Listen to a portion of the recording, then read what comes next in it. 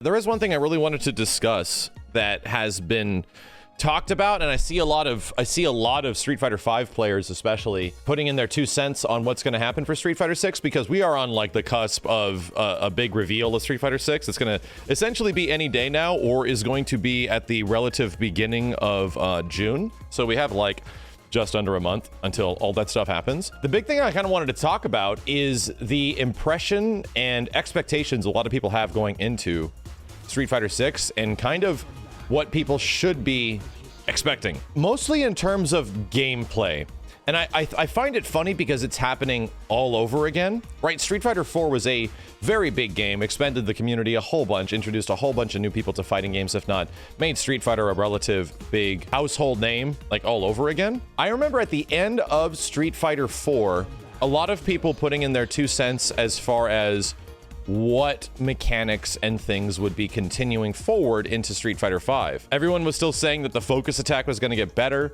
People were thinking that red focus was still going to make it in. People were thinking it was going to play very similar to Omega mode in Street Fighter 4. People thought that there was going to be a proper like revenge gauge in the similar way the Ultra gauge worked. Like there was a significant amount of people wondering how vortex heavy the game was going to be, considering they were like trying to tone down vortexes and stuff like that in Street Fighter 4. And now I'm seeing the exact same thing about Street Fighter V, where I'm seeing opinions from people saying that there's no way that Street Fighter 6 doesn't still have the V-skill system. There's no way that Street Fighter 6 is going to be a game that doesn't continue V-trigger in some way. They'll call it, you know, the 6 trigger. I don't know. The sex trigger. I understand that a lot of people have like grown attached to either Street Fighter 5 or grew attached to Street Fighter 4, right?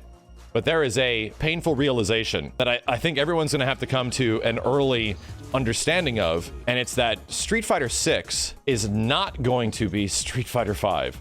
And Street Fighter 4 was also not Street Fighter 3 as much as Street Fighter 5 was not Street Fighter 4. This is like a painful realization as somebody that really grew up and loved Third Strike, where I spent a lot of my time getting really good at Third Strike and spent several years playing the hell out of that game and trying to become as good as I possibly could be, right? Arguably the most competitive I've ever been in a fighting game in my entire existence. So a lot of us were hoping, if not assuming, that a lot of stuff from Street Fighter 3 was going to make its way over into Street Fighter 4.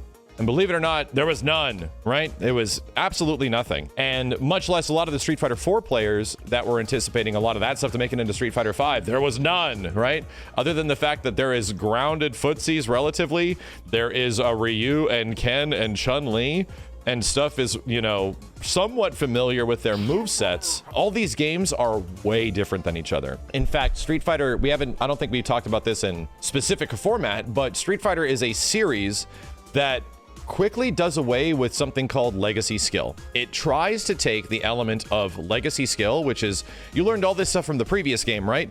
Remember all that cool stuff you spent all these years practicing, all this stuff, all these setups, all these meaties, all this frame data, all this, right? Remember all that? Well, now it's gone. Some fighting games don't do that, like Tekken and Tekken, even Smash to a minor extent, I guess, as well as especially the King of Fighters series. Legacy skill will absolutely be a huge thing for players going forward if you want to continue and become really good at the game. But some games don't do that, like even Mortal Kombat's do not do that. They throw everything out the window and they are attempting to create something brand new. And there is no doubt in my mind, absolutely no doubt in my mind, that Capcom is most likely going to be making something that plays dramatically different than Street Fighter V, if not probably alleviate a lot of the issues that people have with Street Fighter V as a game overall. Because if there was one thing we can remember, there was an answer to a lot of the issues that Street Fighter IV presented, between like one frame links and, you know, things of the like, and how vortex heavy is the game. They really did away with a lot of that stuff, right? They tried to get rid of that shit in Street Fighter V. And the question now is, what is there going to be an answer to in SF6? And what do I hope that they're trying to attack? Like, what do I hope that the devs are going to get in there and try to do? So the initial thought process behind this whole thing is that if you're thinking that V skill and V-Trigger and certain mechanics and the way characters play are going to carry themselves directly or be a very similar. If you think the past 6 years of you playing Street Fighter 5, if not all the Street Fighter 4 players that put 6 years into that time thought that the next game was just going to be my game and that's it.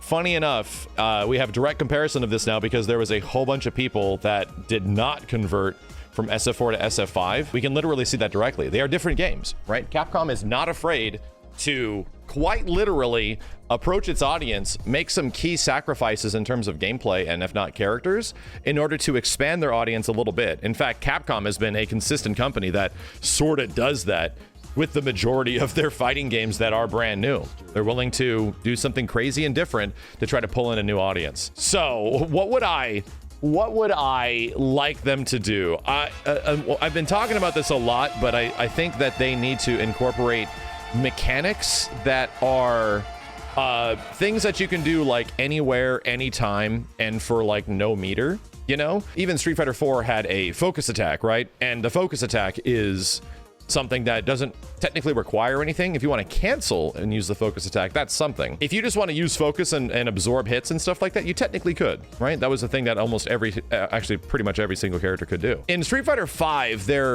the only thing that every character gets that you can do at any given moment, at any given time, whenever you want and however you want, is the V-Skill. V-Skill is the unique mechanic or unique gimmick that every character gets that they can do whenever they want. And I think V-Skill was always really bugged me, right? Regardless of you choosing V-Skill 1 or V-Skill 2, getting an option between the two, V-Skill always felt like it was a special move of some kind or a trait that characters should just always inherently have. If we're going to do away with V-Trigger and V-Skill and stuff like that, to incorporate them with actual like universal things that every character sort of could do. I'm not saying that it is actually a direct like parry like Street Fighter 3 where every single character can do it and it completely changes the game. In fact, I don't think the next game is going to do that shit, right? That stuff is not going to be a thing because they eventually added like V-Shift and V-Trigger, but all that costs meter. Like everything that's really cool in the game that you eventually want to do does cost your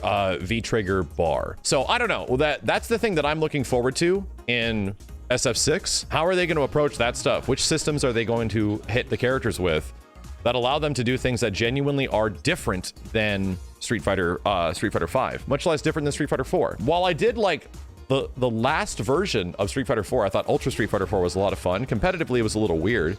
And then the end of Street Fighter 5, we're in a very similar situation now where Street Fighter 5 has some of the most fun in it right now, but it has some characters that are very good, right? That sort of throw a wrench into the meta. I want to do things in these games that the things that cost meter are really good and are really damn cool. And then you can also do things for like everyone universally that is significantly or also really good and really cool, but just costs no bar.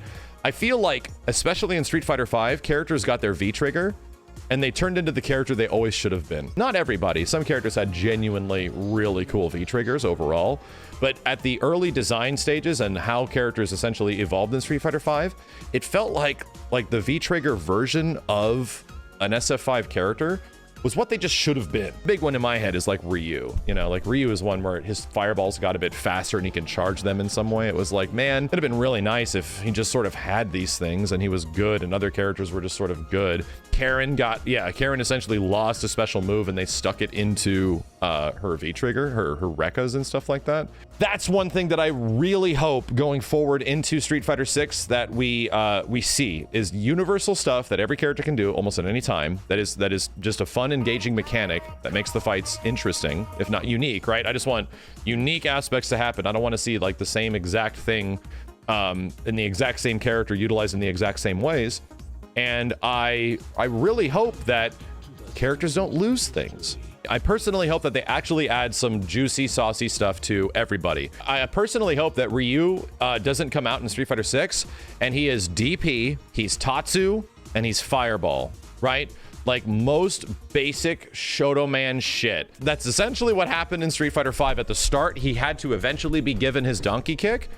I really hope that characters are given more things to do instead of the absolute bare minimum of what is possible. if there's a few things to expand on in the next game that I personally have some big hopes that we already know, there's clear evidence in history that this Street Fighter, if you are good at Street Fighter 5, you might not like Street Fighter 6. I'm going to break it to you right now, because a lot of the people that really love Street Fighter 4, many of them didn't convert over to 5, and the exact same thing that happened from Street Fighter 3 to Street Fighter 4, a lot of the Street Fighter 3 players stayed there, and guess what? A lot of the Alpha players continued to play Alpha, and a lot of the old Street Fighter 2 players continued to play Street Fighter 2 because all these games are significantly different than one another, and none of them play alike outside of some extremely basic fundamental elements.